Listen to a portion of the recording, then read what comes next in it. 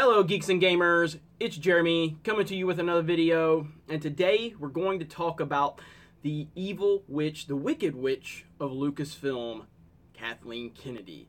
Now, I've been making a few Star Wars videos lately complaining about Rian Johnson, The Last Jedi, whatever, and a lot of the common comments that we're getting is that Kathleen Kennedy is really the person that we should be targeting, and I don't disagree at all. I don't like Kathleen Kennedy at this point. I don't like what she's done with Star Wars, and anybody with half a brain knows and sees exactly this anti-man, pro-female agenda she's been pushing with Star Wars since she became the president of Lucasfilm. It's undeniable at this point, unless you're just not acknowledging the reality of the situation. If you're one of those people, I feel sorry for you. But yes, I don't like Kathleen Kennedy, and I think she is the biggest problem at Lucasfilm, and I think she needs to go.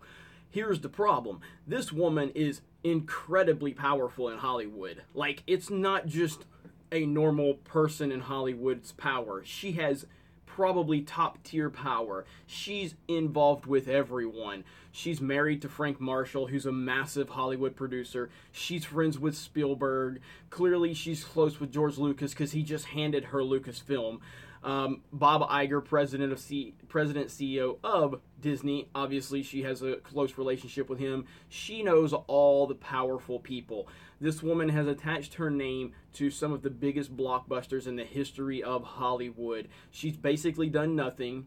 She's got a resume a mile long, an impressive resume if you look at it at face value, but the reality of it is she didn't do anything on any of these movies. She just attached her name, and through the connections she has or the money she has, and I don't know exactly how she came to be with all of this power and money, but if you look back on her resume, she's been a producer for so many massive blockbusters over the years. It's just ridiculous. So do I think she's a problem? Absolutely. I just don't know if, like, Kathleen Kennedy is a classic Hollywood liberal where all of her bad decisions, she's going to blame them on everyone else other than herself. So she's going to make bad decision after bad decision after bad decision.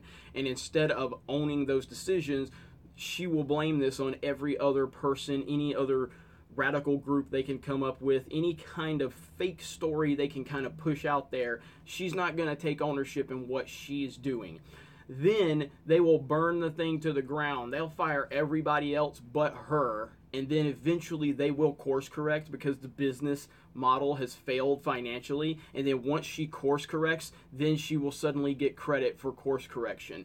That's just how this social justice agenda goes. They don't own their mistakes. They don't own the reality and going, hey, people just don't like all of your radical politics in our media or in our sports or in our music or whatever.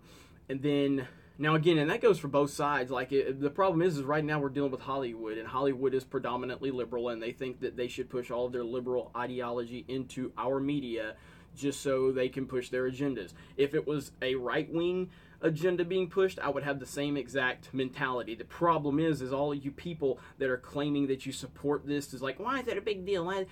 Would you support the ideas if they were conservative? Absolutely not. Well, I wouldn't either, because I'm consistent. I don't want personal politics pushed into my media. I don't like it, and generally speaking, nobody else does either, and that's what Kathleen Kennedy is doing right now at Lucasfilm, and she is clearly suffering the results of these bad decisions. So, but like I've said, the problem is she's so powerful. Now, we can look back at the last few months of Star Wars and the decisions they're making. Now, I'm going to keep my personal opinions out of these things, and we're just going to look at how they perform. Because I've already said I really love Battlefront 2, but it failed. It failed bad. That is a bad situation. So now you've got Battlefront 2, which was a terrible disaster from a financial standpoint, from a PR standpoint, a disaster. You have The Last Jedi. Yes, it made money. Yes, it's at $1.3 billion, but comparatively speaking to The Force Awakens, it did not do that well. Now you've got us going into Han Solo. This movie has disaster written all over it from a financial standpoint and probably from a creative standpoint. We shall see. So if you have 3 straight horrible performing bad situations here with Disney, with the biggest IP in the world, I think that might put a little dent in her incredible armor as this powerful Hollywood mogul. So that might open the door for maybe there to be whispers. But again, we're talking, if you want to go back a year ago after The Force Awakens, I'm a big Disney fan, big Disney Parks fan specifically. Walt Disney World, Disneyland. So I keep up with a lot of the decisions they're making as executives and things like that. So like Bob Iger has extended his stay as CEO multiple times. Tom Staggs, I think was his name, he was kind of the heir apparent to Iger several years ago, and ultimately it was determined he wasn't going to take over for Iger, so he left the company.